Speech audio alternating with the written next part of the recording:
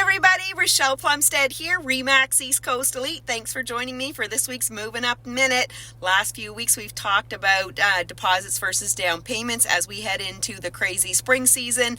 The market is on fire. It is crazy bananas right now.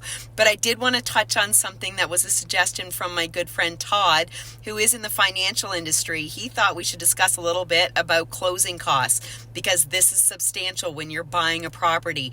Not only do you have to have your deposit ready when you submit your offer, your down payment when you buy, you have to have the money available to cover your closing costs. And this is primarily for buyers because sellers are quite a bit less. So let's just talk quickly about this. But as always, I'm going to recommend that you consult with a professional in their field. So a lawyer would be great to sit down and chat with about what your closing costs are going to actually be based on your budget and when you want to close.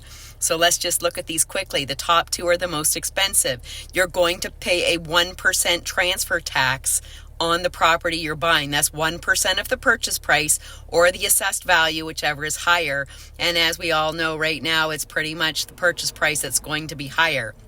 You're going to pay the balance of the property tax. If the owner has paid 2024 in advance, then the lawyers will prorate the year, the day you take possession, and you're going to be charged that as a closing cost. So let's say, I don't know, the property taxes are $1,000 a year.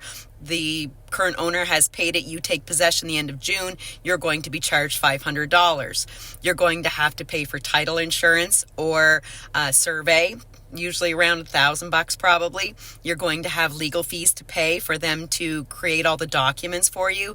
Many lawyers will flat rate this. Shop around, ask your realtor for recommendations. That can be $800 and upwards for this.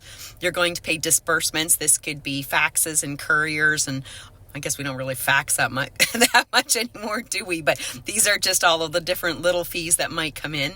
We've got the property adjustments. So this could be your water tax bill. If it's oil heat and they're going to adjust that, or a propane stove, they will adjust that. If you are required to do a title search, so perhaps the current owners aren't on land titles, they've lived there for the last 40 years, there might be a small fee there. So these are all closing costs from the legal perspective. On the bottom, you'll see I've added a few things to consider as well. You're going to need home insurance. You're going to need to hook up your utilities. And of course, you've got your moving costs and beer and pizza. So this is just a really, really fast rundown of me talking really fast. But if you would like me to delve into it a little bit more detail, please reach out anytime or talk to your lawyer. We're wishing you all a wonderful weekend. I'm recording this on Wednesday. They're calling for a snowstorm on Saturday. So let's just see what happens. We'll see y'all next week. Bye for now.